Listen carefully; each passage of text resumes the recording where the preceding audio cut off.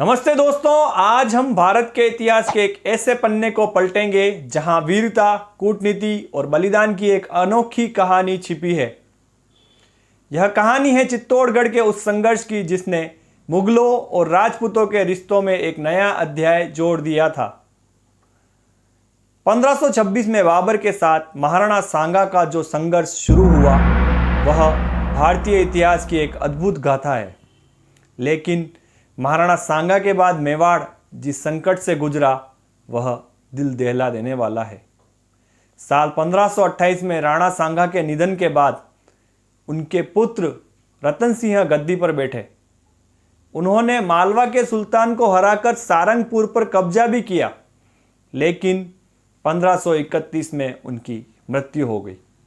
इसके बाद सत्ता आई उनके भाई विक्रमादित्य के हाथों में, जो अपनी माता रानी कर्णावती के साथ चित्तौड़ में थे। लेकिन चित्तौड़ के लिए मुश्किलें कम नहीं थी। गुजरात के सुल्तान बहादुर शाह की नज़रें मेवाड़ की कमजोरी पर थी। यहाँ हैरानी की बात यह थी कि विक्रमादित्य ने जिन राजपूत सरदारों को अपने व्यवहार से अपमानित किया, वे भी उस समय अंदरूनी कलह के कारण बहादुर शाह का साथ दे रहे थे। बहादुर शाह ने 1533 में पहली बार हमला किया था। तब रानी कर्णावती ने उसे संधि कर वापस भेज दिया। लेकिन 1534 के अंत में वह एक बड़ी विशाल सेना और रूमी खां के घातक तोफ खाने के साथ दोबारा वापस आया। इस बार स्थिति और भी गंभीर थी, क्योंकि दुश्मन किले के द्वार तक पहुंच चुका था। जब संकट बढ़ा तो रानी कर्णावती ने अपनी बुद्धिमत्ता का परिचय दिया। उन्होंने बिखरे हुए और नाराज राजपूत सरदारों को इकट्ठा किया और उनसे भावुक अपील की। उन्होंने कहा कि यह समय आपसी मतभेद का नहीं है, बल्कि सिसोदिया वंश के गौरव को बचाने का है। उनकी अपील का असर हुआ और सारे मेवाड़ी सरदार एकजुट हो गए। रानी ने सुरक्षा के लिए छोटे राजकुमारों विक्रमादित्य और उदय सिंह को बूंदी भेज दिया था और किले की रक्षा का भार रावत बाघ सिंह को सौंपा गया। इसी समय इतिहास का वह भावुक अध्याय जुड़ा जब रानी कर्णावती ने मुगल सम्राट हुमायूं को राखी भेजकर मदद मांगी। हुमायूं ने राखी स्वीकार भी की और वह सेना लेकर भी चला, लेकिन इसे बहादुर शाह की कूटनीति या रास्ते की देरी कह लें, वह सही वक्त पर चित्तौड़ नहीं पहुंच पाया।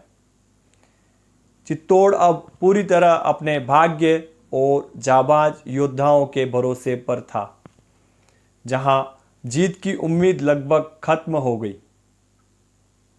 तब 8 मार्च 1535 का वह महाबलिदान हुआ,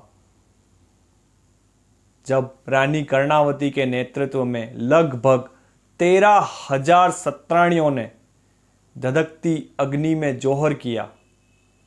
वहीं दूसरी ओर रावत बाघ सिंह के नेतृत्व में राजपूतों ने केसरिया बाना पहना और मौत की परवाह किए बिना दुश्मन पर टूट पड़े। यह चित्तौड़ का दूसरा साका था।